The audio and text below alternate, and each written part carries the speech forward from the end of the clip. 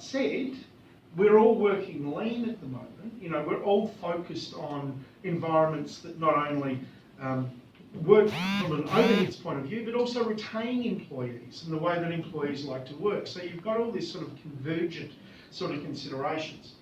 The problem comes down to, and it's something that we don't explore explicitly today, but we've touched upon, is that as well as Australia being very heavily regulated when it comes to labour laws, it's also incredibly regulated when it comes to safety. So what does that mean? Well, it means that if people work from home, and that is their primary workplace, then you as employers have responsibility for that workplace. So, where it used to be, where people work from home was a sense of, oh, well, this is like a freedom, a flexibility, all the rest of it.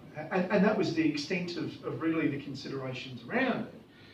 It is really more an obligation on you to turn around and say, well, look, if we actually agree to this, we agree to all the obligations as if they